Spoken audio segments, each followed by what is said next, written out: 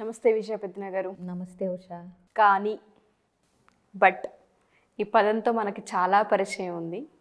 But చాలామంది ఏంటంటే దీనివల్ల మిస్కమ్యూనికేషన్స్ ఎక్కువ అవుతాయని, చెప్పకనే మొహం మీద చెప్తున్నారు అని, నచ్చలేదు అని క్లియర్గా చెప్పేశారు అని, తిరస్కరించారని చెప్తున్నారని, ఇలా ఈ పదానికి రకరకాలుగా పర్యాయ పదాలు వెతుకుతూ ఉన్నారు. ఎటువంటి ఇంపాక్ట్ని చూపిస్తుంది అంటారు? ఎస్పెషల్లీ రిలేషన్స్లో కనుక మనం చూస్తే ఈ పదం వల్ల ఎటువంటి ఇంపాక్ట్ ఉంటుంది? గజం కేవలం 4,500 రూపాయలతో 165 గజాల భూమి కేవలం 8 లక్షలు మాత్రమే. సో మనం కమ్యూనికేషన్లో బట్ వాడినప్పుడు కానీ అని తెలుగులో మనం కానీ అంటాం. ఎలాంటి ఇంపాక్ట్ ఉంటుంది కమ్యూనికేట్ చేసేటప్పుడు అనే కదా. ఎందుకు సడన్గా బట్ కానీ మీద పడ్డారు ఇవాళ? నాకెందుకో ఈ మధ్య కాలంలో మనం ఏది మాట్లాడినా ఎస్పెషల్లీ కమ్యూనికేషన్ అని మీరు చెప్తూ ఉంటారు. ఎంత అందంగా కమ్యూనికేట్ చేస్తే మనకి నచ్చనిదైనా మనం చేయలేనిదైనా అవతల వాళ్ళకి ఈజీగా అర్థమవుతుంది. బట్ అనే పదానికి చాలా వాల్యూ ఉందని మీరు చెప్పినప్పుడు నేను అన్వయించుకున్నాను, నేను వాడాను కూడాను. బట్ కొన్ని సందర్భాల్లో బయట వాళ్ళు ఎక్కువ మాట్లాడుతున్నప్పుడు వాళ్ళు చెప్పకనే ఇది చెప్పారు, వాళ్ళు అర్థం చేసుకునే ప్రాసెస్ ఎక్కడో రాంగ్ ఉందేమో, లేదంటే ఇదే కరెక్ట్ ఏమో అనిపించిన సందర్భాలు కొన్ని ఉన్నాయి.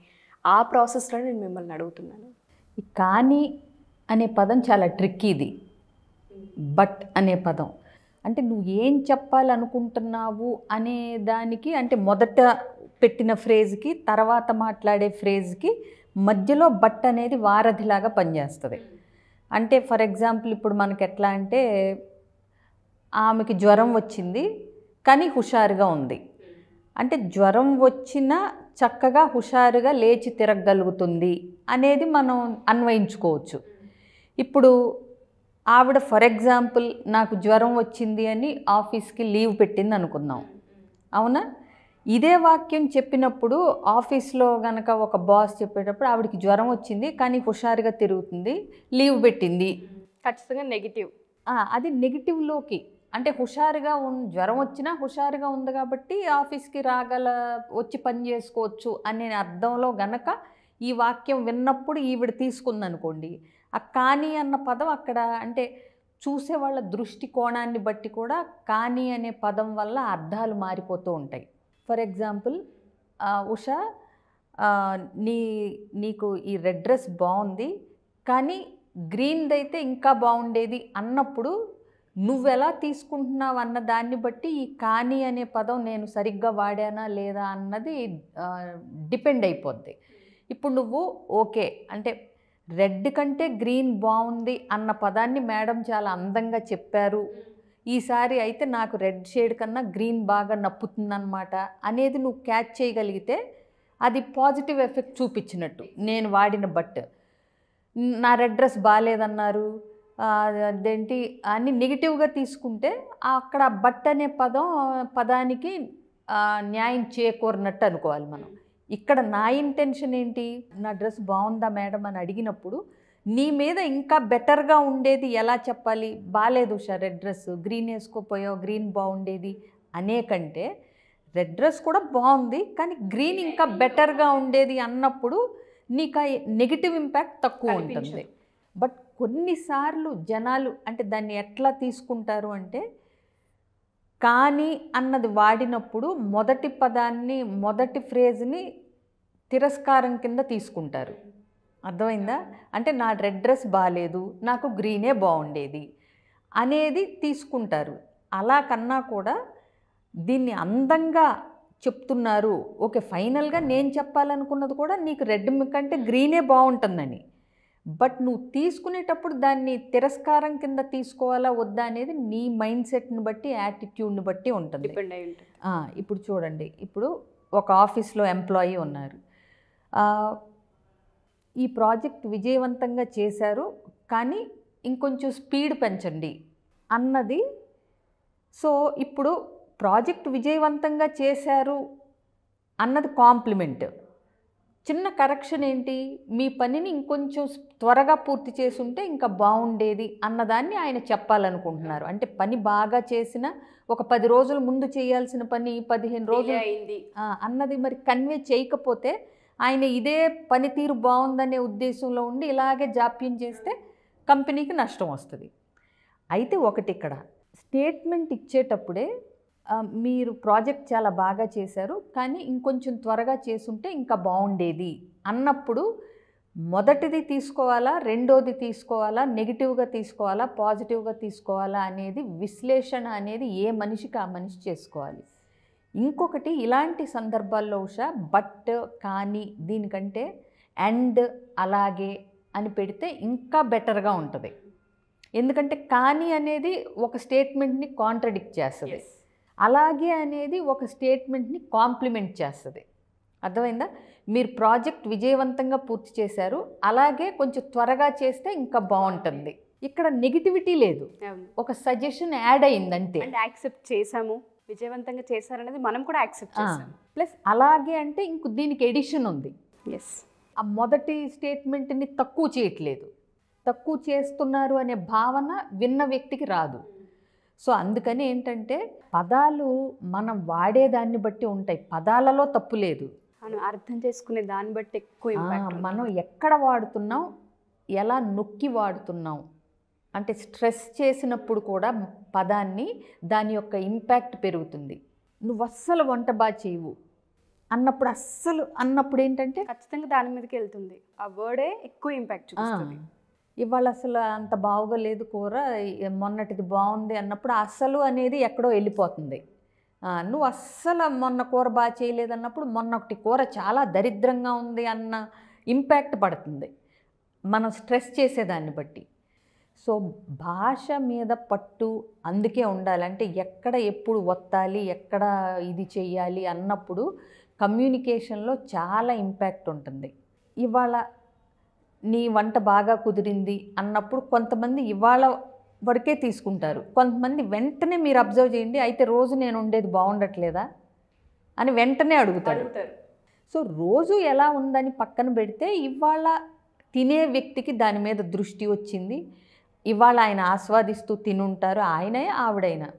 సో ఇవాళ వంట మీదకి ఆయన దృష్టి వెళ్ళి ఆయన దాన్ని ఇవాళ బాగుంది అని చెప్పినప్పుడు ఇవాళదే తీసుకోగలగాలి మనం. అర్థమైందా? పోనీ రోజు యావరేజ్గా ఉండొచ్చు, ఇవాళ చాలా అద్భుతంగా కుదరొచ్చు.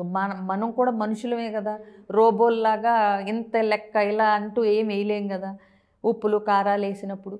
సో పనులైనా ఏదైనా సరే ఒకరోజు కుదిరినట్టు ఒకరోజు కుదరదు. ఎందుకంటే పని చేసేటప్పుడు ఆ రోజు వాతావరణం ఎలా ఉంది, మనస్థితి ఎలా ఉంది, ఆ రోజు పనులేంటి అన్న దాన్ని బట్టి మనిషి మూడ్ని బట్టి చేసే పని డిపెండ్ అయి ఉంటుంటాయి, మారుతూ ఉంటాయి. సో కాంప్లిమెంట్ ఇచ్చినప్పుడు కూడా దాన్ని తీసుకోగలగాలి. ఇంకొకటి అవతల వ్యక్తి ఉచితంగా ఇచ్చి వాడినప్పుడు సలహా మనకు రుచించదు, మనం అడిగినప్పుడు దాన్ని తీసుకోగలగాలి. నువ్వు అడిగావనుకో, మేడం ఇవాళ నేను వేసుకొచ్చిన చీర బాగుందా అంటే ఇది బాగుంది కానీ ఇంకొకటైతే బెటర్గా ఉండేదన్నప్పుడు అది సజెషన్ కింద నువ్వు తీసుకోగలిగి నీ డ్రెస్సింగ్ సెన్స్ మార్చుకోగలిగి ఆ వేలో ఇంప్రూవ్ చేసుకోగలిగితే నీకు అది అడ్వైస్ కింద అవుతుంది, నువ్వు అడిగినప్పుడు ఇచ్చిన అడ్వైజ్. అలా కాకుండా ఊరికే రాగానే నువ్వు ఇలా ఉంది కానీ అలా చెయ్యి అని అన్నప్పుడు నీకు అది ఎక్కదు, ఎందుకంటే నువ్వు రిసీవ్ చేసుకునే మోడ్లో ఉండవు. అందుకే ఉచిత సలహాలు వద్దని చెప్తాం, అడిగినప్పుడే చెప్పాలి. ఈ కానీ అనే పదాన్ని చాలా అంటే ఇంట్రెస్టింగ్గా తీసుకోవాలి. అంటే ఇప్పుడు చూడు, మీరు ఇవాళ చాలా బాగా ఈ ప్రాజెక్ట్ విజయవంతం చేశాము, కానీ ఇంకా మనకు ప్రాజెక్ట్స్ రావాలంటే ఎక్కడ మనం మెరుగుపడాలి అనేది మనం ఆలోచించాలి అని చెప్పినప్పుడు ఎక్కడో మెరుగుపడటానికి ఉంది, ఈయనకి సాటిస్ఫాక్షన్ లేదు అనుకునే ప్రమాదం ఉంది. సో అందుకని కూడా ఏంటంటే మీకు గ్రీన్ డ్రెస్ బాగుంది రెడ్ డ్రెస్ కంటే అని మనం చెప్పలేం కదా. అప్పుడేంటి రెడ్కి గ్రీన్కి కంపారిజన్ మనమే చేసి ముందే గ్రీన్ డ్రెస్ బాగుండేది అనేలాగా తీసుకున్నా అది కష్టం అవుతుంది. సో ఎప్పుడైనా ఏంటంటే మనిషి పాజిటివ్ దృక్పథంతో చూసినప్పుడు చెప్పే విధానంకి మ్యాచ్ అయినప్పుడు రెండు కనుక అన్వయించుకోగలిగినప్పుడు బాగుంటుంది. పదాలు అవి మనతో క్రియేట్ చేయబడినవి, మనం క్రియేట్ చేస్తే పుట్టినవి పదాలు అనేవి, మనం సృష్టిస్తే. సో వాడుక కూడా వాటిల్ని మనమే చేయాలి. బట్ అనే పదం తప్పు, కానీ అనే పదం తప్పు, పలానా పదమే సూపరు అన్నదేం లేదు, వాటిల్ని మనం ఎలా వాడుతున్నాం అన్నదాన్ని బట్టి ఉంటుంది. అందుకే బట్ అనేది చాలా జాగ్రత్తగా వాడాలి. అర్థమైందా? మీ వంటలో ఉప్పు ఎక్కువైంది కానీ కొంచెం జాగ్రత్తగా చేస్తే బాగుంటుంది అనే కంటే కూర బాగుంది కానీ కొంచెం ఉప్పు తగ్గితే బాగుండేది అనేదే బెటర్ అని నేను ఎప్పుడు అనుకుంటాను.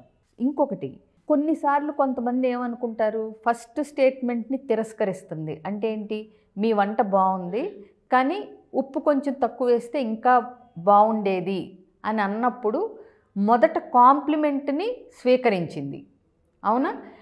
ఆ దానిలో ఉండగానే చిన్న కరెక్షన్ని అవలేలగా తీసుకోగలుగుతుంది అని నేను అనుకుంటాను. కానీ కొంతమంది ఏమంటారు, ఇప్పుడు డ్రెస్ విషయంలో మీ వంటలో ఉప్పు ఎక్కువైంది, ఇదే ఎగ్జాంపుల్తో చెప్తున్నాం, కూరలో ఉప్పు ఎక్కువైంది కానీ ఉప్పు తగ్గిస్తే బాగుంటుంది అన్నప్పుడు మనకి ఉప్పు ఎక్కువైంది అన్న దగ్గరే ఆగిపోద్ది కదా. సో అంటే ఏంటి, తిరస్కారం చెయ్యాలా లేకపోతే పరిష్కారం అనుకోవాలా బట్ని అనేది మన దగ్గరే ఉంటుంది.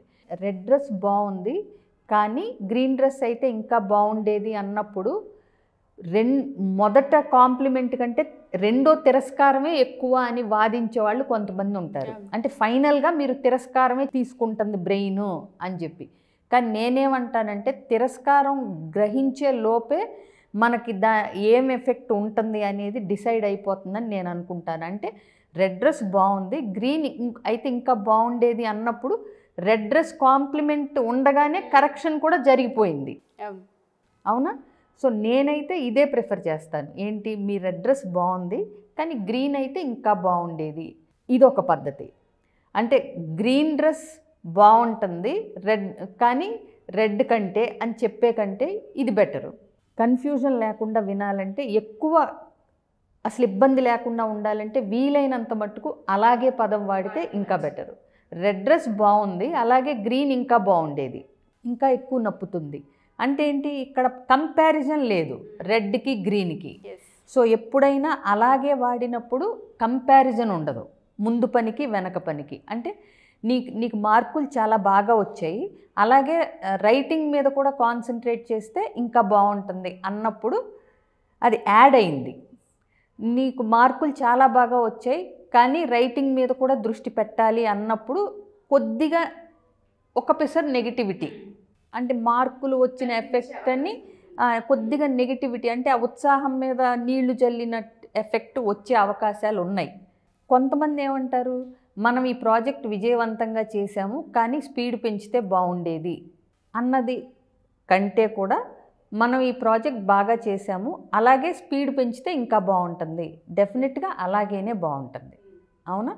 ప్లస్ ఇంకోటి, అవతల వ్యక్తికి చెప్పేటప్పుడు బట్ కానీ పదాలు అలాగేతో పాటు మనం అన్న పదం కూడా అక్కడ ఒక యూనిటీని చూపిస్తుంది. ఎస్పెషలీ రిలేషన్షిప్లో కానీ వర్క్ ప్లేస్లో కానీ ఎవరన్నా ఏదన్నా కరెక్షన్స్ చేయాలన్నప్పుడు, ఒకవేళ అది టీం వర్క్కి సంబంధించింది అయితే కనుక మనం అనే పదం ఇంకా ఎఫెక్టివ్గా ఉంటుంది. మీరు బాగా చేశారు కానీ అని చెప్పి ఇంకోటి చెప్పినప్పుడు ఎక్కడైనా నెగిటివిటీ రావచ్చు ఇండివిజువల్గా ఉన్నప్పుడు. కానీ యూనిటీతో ఉన్నప్పుడు ఏంటంటే, మనం ఈ ప్రాజెక్ట్ బాగా చేసాము కానీ మనం ఇంకా స్పీడ్గా పెంచాలి అన్నప్పుడు ఇట్స్ ఓకే. కొంతమంది కాంట్రడిక్షన్ ఏం చేస్తారంటే, మనం ఈ ప్రాజెక్ట్లో ఫెయిల్ అయ్యాము కానీ కలిసికట్టుగా ముందుకెళితే మనం విజయం సాధించగలమనే నమ్మకం ఉంది. ఓకే, ముందు తిరస్కారం చెప్పి తర్వాత పాజిటివిటీ చెప్పమంటున్నారు, ఎందుకంటే చివరికి పాజిటివిటీ మిగులుతుంది అని. బట్ అది సందర్భాన్ని బట్టి తిరస్కారమా లేకపోతే పాజిటివిటీనా అన్నది మనం కమ్యూనికేట్ చేసే టోన్లో, వాయిస్లో, దాన్ని బట్టి మాడ్యులేషను, ఎక్కడ స్ట్రెస్ చేస్తున్నాం అన్న దాన్ని బట్టి కూడా ఉంటుంది. సో బట్ కానీ అనే పదాలని ముందు పాజిటివ్ ఫ్రేజ్ ఇచ్చి తర్వాత నెగిటివ్ చెప్పినా పర్వాలేదు. ముందు నెగిటివిటీ అంటే, నువ్వు ఈసారి పరీక్షలు బాగా రాయలేదు కానీ కష్టపడి రాస్తే విజయం సాధిస్తావనే నమ్మకం నాకుంది, ఇది కూడా ఒకటే. ఇప్పుడు తీసుకునే వ్యక్తి నువ్వు బాగా రాయలేదన్న దగ్గరే ఆగిపోతే మరి దాని బదులు ఏంటంటే, ఓకే నీకు ఇప్పుడు మార్కులు పర్వాలేదు ఈసారి బాగానే వచ్చినాయి కానీ నువ్వు ఇంకా కష్టపడితే ఇంకా బాగా తెచ్చుకోగలవు అన్నదే ఎప్పుడు బెటర్ అని నా పర్సనల్ ఫీలింగ్. అలాగే వీలైనంత మటుకు అలాగే అన్న వర్డ్ వాడితే, నువ్వు కష్టపడి చదివావని నాకు తెలుసు, అలాగే ఇంకొంచెం కష్టపడితే ఈసారి నువ్వు మంచి మార్కులతో పాస్ అవ్వగలవనే నమ్మకం నాకుంది. సో ఇక్కడ పదాలు కూడా కమాండ్ లాగా. అంటే ఏంటి, బాగా చదువు పాస్ అవుతావు, కానీ నువ్వు ఇప్పుడు రాసావు కానీ పాస్ అవ్వలేదు, బాగా చదువు ఈసారి పాస్ అవుతావు కష్టపడితే, ఇలా చెప్పేది వేరు. నువ్వు కష్టపడి చదివావు కానీ ఈసారి ఇంకొంచెం కష్టపడితే నీకు బాగా వస్తుంది. అంటే వాయిస్లో మాడ్యులేషన్లో కమ్యూనికేషన్ ఒక నైపుణ్యం, ఒక స్కిల్ అని పదే పదే అందరూ చెప్పేది కూడా అందుకే. ఎగ్జాక్ట్లీ. సో పదాల తప్పు లేదు, మనం వాడే విధానం తెలుసుకున్నంతసేపు ఏ పదాన్ని ఎక్కడ ఎప్పుడు ఎలా ఎంత నొక్కి వాడాలి, ఏ గొంతుతో చెప్పాలి అన్నప్పుడు కానీ అయినా చాలా బాగా చెప్పొచ్చు. బట్ రెండిట్లో బెటర్ ఏది అన్నప్పుడు మాత్రం ఒక పాలు అలాగేకే ప్రిఫరెన్స్ ఎక్కువ ఇవ్వండి. సో మీరు అన్నట్టుగానే కమ్యూనికేషన్ అనేది చాలా పెద్ద మ్యాటర్ అవుతూ ఉంటుంది. ఎస్పెషల్లీ రిలేషన్స్లో అయితే ఇవాళ రేపు మనం ఎన్నో చూస్తున్నాం. బయట పెళ్ళైన 6 నెలల వరకు అడ్జస్ట్మెంట్ చూస్తాం. 6వ నెల దాటిన తర్వాత నుంచి డివోర్స్ వైపు వాళ్ళ మైండ్ సెట్ వెళ్ళిపోతుంది. ఎందుకు అంటే ప్రతిసారి ఈ కమ్యూనికేషన్ మ్యాటర్. ఎలా చెప్పాలో తెలీదు, చెప్పిన ప్రతిదానికి అగ్రెసివ్ అండ్ దాంతోపాటు డామినేషన్, ఇవి ఎక్కువగా క్రియేట్ అయిపోయాయి. 3 years నుంచి మనం ఈ కమ్యూనికేషన్ మీద చాలా ఎక్కువ వీడియోస్ చేస్తున్నాము. ఎవరైనా పేరెంట్స్ మన వీడియోస్ కనుక చూసి మా పిల్లల్లో ఇద్దరికి మాట్లాడుకోవడంలోనే డిఫరెన్సెస్ వస్తున్నాయి, మాట్లాడుకునే పద్ధతే సరిగా లేదు, అదే కనుక వాళ్ళకు కుదిరితే మేబీ అడ్జస్ట్ అయ్యి జీవితాన్ని సాఫీగా సాగించగలరు, ఇట్లా ఈ బట్ అని కానివ్వండి, అలాగే అని కానివ్వండి, ఇటువంటి పదాలకు చాలా ఇంపాక్ట్ ఉంటుంది తెలియకుండానే. నొప్పించకుండా మనకు నచ్చని దాన్ని చెప్పే ప్రాసెసే జీవితాన్ని చాలా అందంగా ముందుకు తీసుకెళ్తుంది. అదొక స్కిల్. అలా ఎవరైనా మేము ఇలా మీ దగ్గరికి రావాలనుకుంటున్నాం, కౌన్సిలింగ్ తీసుకోవాలనుకుంటున్నాం అనుకున్నా, లేదా రిలేషన్కి సంబంధించి కొంతమందికి పర్సనల్ మ్యాటర్స్ ఉంటాయి విజయ మ్యామ్, కొంతమంది బయటికి చెప్పుకోలేరు, అలా మేము వీటి వల్ల సఫర్ అవుతున్నాము, ఒకసారి మాట్లాడాలనుకుంటున్నాం అని అనుకున్నా మనం కౌన్సిలింగ్ తీసుకునే అవకాశం ఉంటుంది అంటారు? తప్పకుండా ఉషా.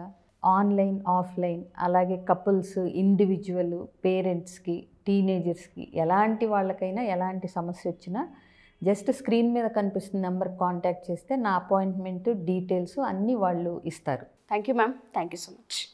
సో ఎవరైనా సరే మా ఈ వీడియోస్ చూసిన తర్వాత విజయ మ్యామ్తో కనుక కౌన్సిలింగ్ కావాలి అనుకుంటే, ఎస్పెషల్లీ మ్యారిటల్ లైఫ్కి సంబంధించి ప్రీ మ్యారిటల్ అవ్వచ్చు, మ్యారిటల్ అవ్వచ్చు, కౌన్సిలింగ్ తీసుకోవాలి అనుకున్న, పర్సనల్గా మీకు ఏమైనా సమస్యలు ఉండి సొల్యూషన్ వైపుగా చూస్తున్నప్పుడు సొల్యూషన్ కావాలి అనుకున్న విజయ మ్యామ్ ఖచ్చితంగా మీకు హెల్ప్ చేయడం జరుగుతూ ఉంటుంది. కింద స్క్రోల్ అవుతున్న కాంటాక్ట్ నెంబర్ని కాంటాక్ట్ చేస్తే మీకు పూర్తి వివరాలు అందిస్తారు. Thank you.